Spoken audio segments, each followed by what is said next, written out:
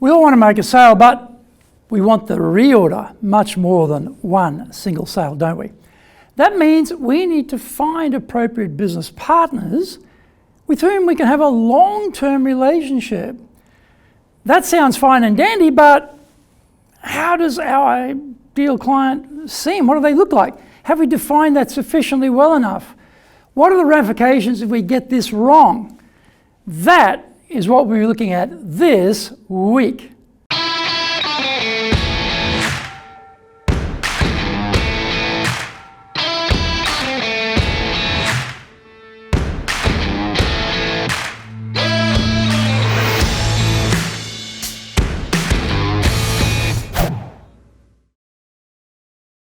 Welcome back to this weekly edition every Monday of the Cutting Edge Japan Business Show.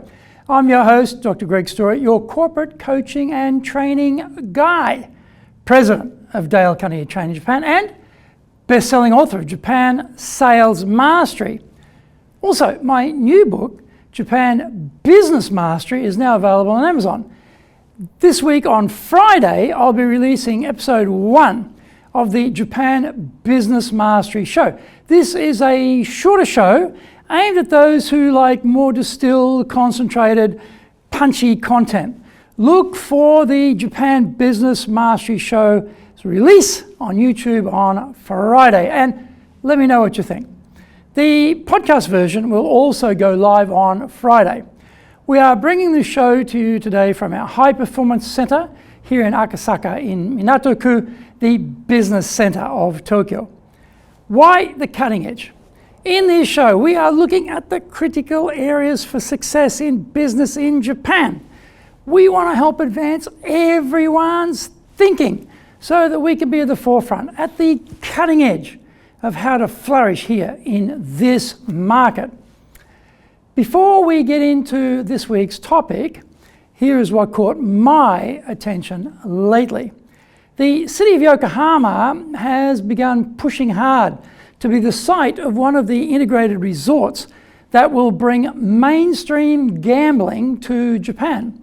The financial issue the city is facing is they get tourists, but 87% only do day trips. This compares with 53% of visitors to Tokyo. In 2017, Yokohama attracted just 730,000 hotel guests, less than 1% of the nationwide total of 80 million. Tokyo got 20 million and Osaka 12 million by comparison.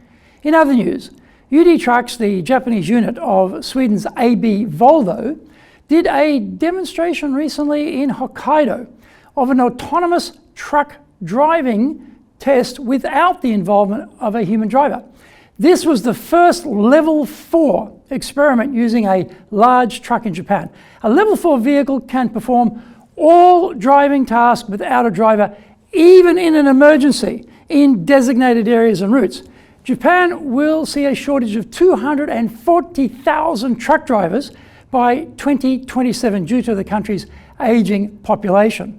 Finally, Tokyo has again been ranked the world's safest city for the 3rd year running. The Safe Cities Index 2019 report mentioned Tokyo's low crime, infrastructure designed to withstand natural shocks, and the low risk of computer malware. By category, Tokyo saw the strongest performance in digital security. Overall, Osaka was ranked number 3, and in the rest of Asia, Singapore was number 2, Beijing was 31st, and Shanghai 32nd. This is episode number 101, and we are talking about finding golden clients. それでは行きましょう. So let's get going. Do you have a clear image and understanding of your perfect client? Authors often mention about writing for their avatar. This is their imaginary reader. They have a clear picture of whom they are writing for. They know their readers' hopes, fears, aspirations, behaviors, goals, idiosyncrasies. In sales, prospecting to find your golden client is a bit like discovering your life partner. We have to go out and meet a lot of potential partners until we find a person who just clicks with us. We find we get along very well together. We are simpatico, we share common interest, have great communication, and are on the same wavelength. Clients are our partners too. Partners in the sense that we are looking for a long-term relationship. Our chief objective is to make resales, not to make a sale, but to generate consistent orders year after year. This can only occur when the mutual trust has been built. If we've distilled what our perfect client looks like, then we have a much better chance of finding such a buyer. Now, a perfect buyer may need to grow into that category. It is rare to find someone who is perfect from the outset. The test and see strategy in Japan almost ensures that the first orders and interactions will be limited as the buyer tests us out to see if we are reliable. This is done for self-protection in business. The distribution system in Japan is often convoluted and there are many outstretched hands involved. This means that there are also many interlocking relationships constructed on years of obligations and counter obligations. As a new supplier, we are caught up in this web of mutual responsibility.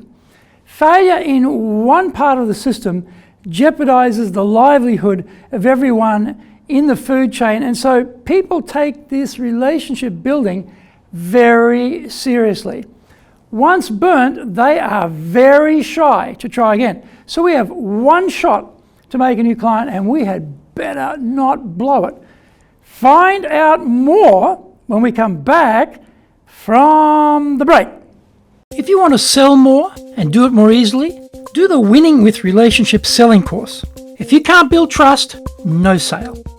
Can't design excellent questions to understand the client's needs, no sale.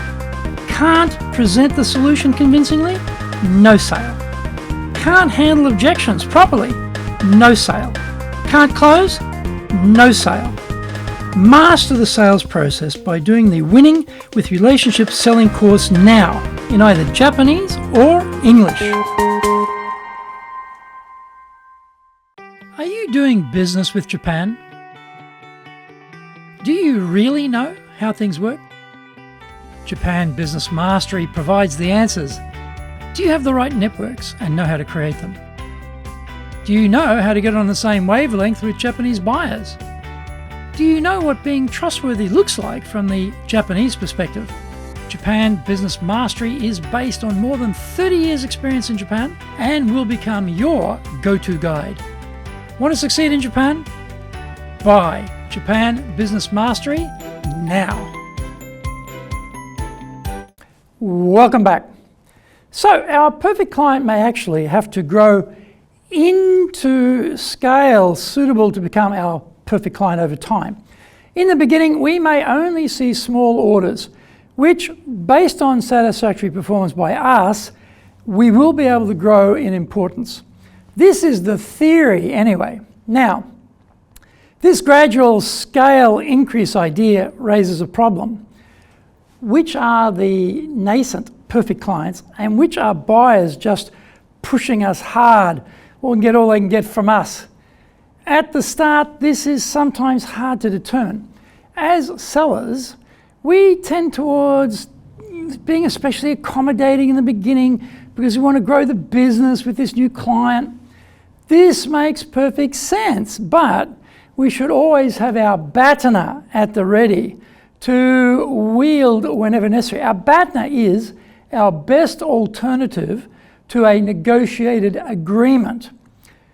This is our walkaway position. If we get pushed unreasonably on our price, well, we need to be thinking, where is the point? Well, this new client may be less than perfect. In fact, are they meant to become a non-client because they are too demanding, too cheap, and too problematic? I had this recently. This client had pushed me very hard on pricing, and as a first project, I agreed reluctantly, but I did agree. So when we come to round 2 for the next project, I thought, well, he'll now appreciate our value and not be trying so hard to push down on the numbers. Nope. Exactly the same thing again. This time I said, no. That is a number. Take it or don't take it, but that is the number. Do I want this guy as a client? In this type of partnership that I'm looking for, the perfect partnership? No. Do I want to be hammered on my pricing every time? No. He is not a good fit with our business, and I am better off spending my time finding a client who is a better fit. Sometimes the buyer tendency is to play the new card client as hard as possible. They want to force concessions that, despite all the rhetoric and agreement about this being, a one-off, a once-in-a-lifetime special introductory arrangement, they then set that number as the new low bar. Against this standard, all further future discounts are measured and negotiated. This is not a partnership. The pushing you down on pricing from the first is very common in Japan, and it is a trap. We imagine, we can work the numbers back up later, but that rarely happens. We need to adjust our pricing from the beginning to allow for this buyer need to see the price drop. Better to go in higher and then come down, because what you'll come down to will be it from now on. Your absolute rock bottom, no profit in it for you. This will get you into terrible pricing. It'll be a disaster. You'll be locked into this nasty set of numbers, and now you have nowhere to go but down to the floor and never return. We need to have a clear view of who we want as our partner and make sure that there is a level of compatibility. There needs to be a win-win outcome, and plenty of them actually. We can have the correct approach to clients, but not all clients reciprocate. Desperation drives hard decisions and bad partnerships. Life is short, so it is much better to take our time and make sure this client is someone we want to be dealing with for a long time. The Cutting Edge Japan Business Show is here to help you succeed in Japan. Subscribe on YouTube. Share it with your family, friends, and colleagues. Become a regular. Thank you for watching this episode, and remember, hit the subscribe button. Our website details are on screen now. enjapan.dalecarnegie.com. Awesome value, so check it out. Please leave me some feedback on YouTube. I would love to know how this show has helped and what other topics you are interested in for me to cover. Remember, I am here as a free resource to help you. So just tell me how I can help you best. You might also enjoy my other weekly shows. For podcast, Mondays for the Cutting Edge Japan Business Show podcast version, Tuesday for the Presentations Japan series, Wednesday for the Sales Japan series, Thursdays for the Leadership Japan series, and Fridays for the Japan Business Mastery Show, wherever you get your podcast. Also, this Friday I will release my other TV show, the Japan Business Mastery Show, on YouTube. In episode 102, we are talking about how to persuade followers. Find out more about that next week. So, yoroshiku. Onegai itashimasu. Please join me for the next episode of the Cutting Edge Japan Business Show. We are here to help you, and we've only got one direction in mind for you and your business, and that is up.